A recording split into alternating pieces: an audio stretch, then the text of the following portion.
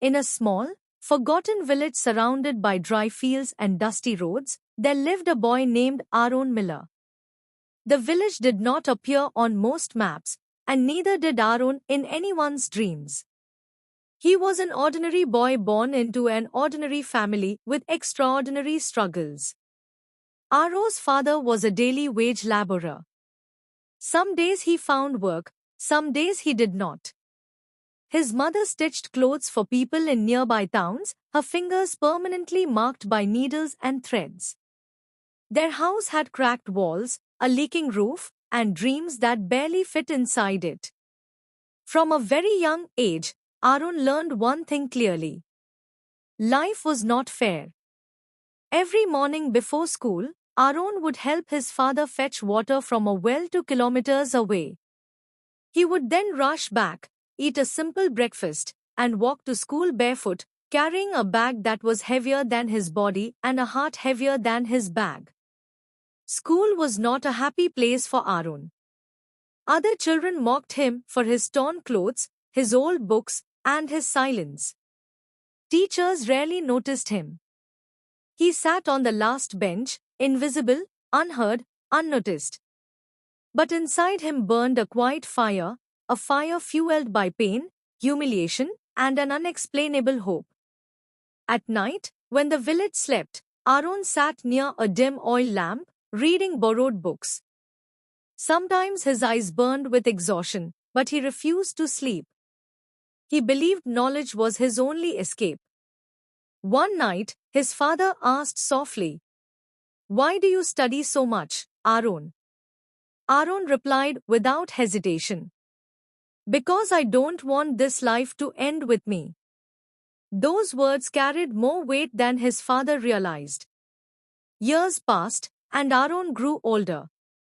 He completed school with average marks, not because he lacked intelligence, but because he lacked resources. Still, he dreamed of going to college. When he shared this dream with people in the village, they laughed. "College? You should learn a trade. Dreams are for rich people." Even his relatives discouraged him. But Aaron applied anyway. The day the results came, his name was not on the list. That night, Aaron cried for the first time in years. Not because he failed, but because the world seemed to confirm what everyone had been telling him all along, that he was not meant for more. For days, he stopped studying. He worked as a helper in a local shop, lifting heavy sacks, earning little money, and feeling his dreams slowly suffocate. One evening, an old man who owned the shop noticed Aaron staring blankly at the wall. "What are you thinking about?" the man asked. Aaron replied, "I think my dreams were too big for me." The old man smiled and said something that changed Aaron forever. "Dreams are not big or small. Only efforts are." That night, Aaron returned home, opened his books, and began again. Aaron prepared again, this time harder, smarter, and more focused. He studied early in the morning and late at night. He failed again in mock tests. He doubted himself again. But he did not stop. Months later, he received a letter. It was not a famous college. It was not in a big city. But for Aaron, it was a door, his first real door. College life was harder than he imagined. He struggled with English. He struggled with confidence. He struggled with money. While others discussed vacations and gadgets, Aaron calculated bus fares and meal costs. Many times, he thought of quitting. But every time he felt weak, he remembered his mother's bleeding fingers and his father's tired eyes.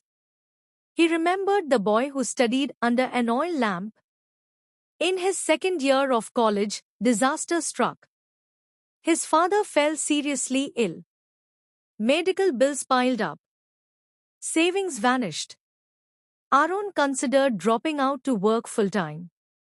For weeks, he lived in confusion and fear. One night, his father called him close and said, "If you quit now, all my suffering will be wasted." Strengthened Aaron. He took up part-time jobs. He cleaned offices at night.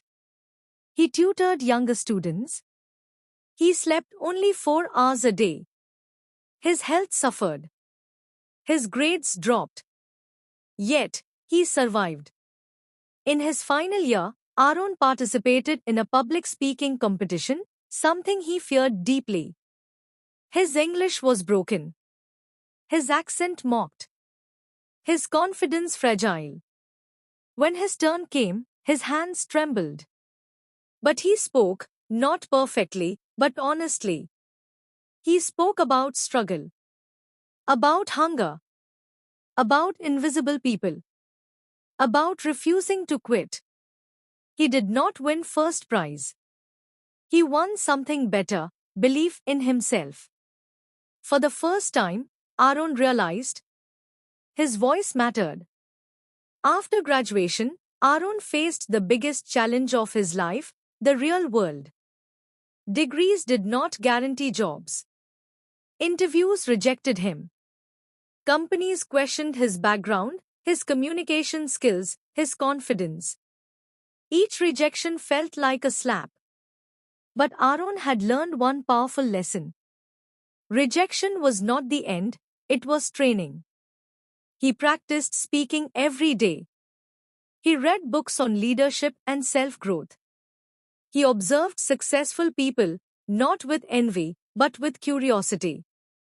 After months of struggle, he finally landed a small job in a startup.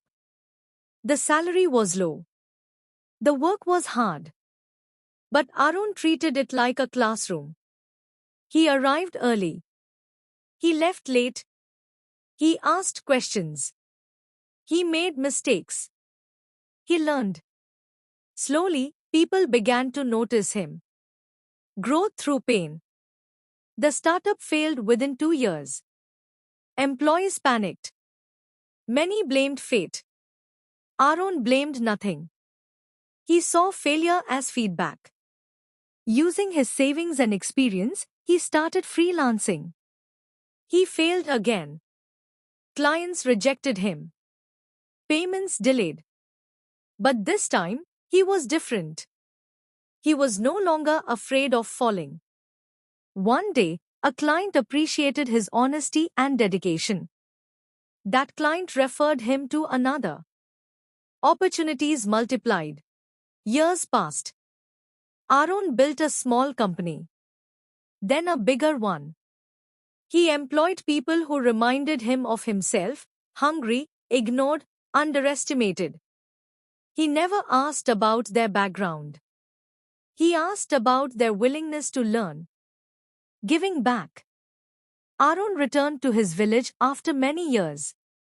The same dusty roads. The same cracked houses. But this time, people noticed him. He funded a small library. He sponsored education for children. He spoke to students about dreams, not fake dreams, but earned dreams. One child asked him, "Were you ever scared?" Aaron smiled and said, "I was scared every day." Courage is not absence of fear. Courage is moving forward despite it. Standing on a stage years later, Aaron looked at a crowd of thousands. Success is not about talent alone. It is about patience. It is about persistence. It is about refusing to quit when quitting is easy. You don't need a perfect start. You need a strong reason to continue.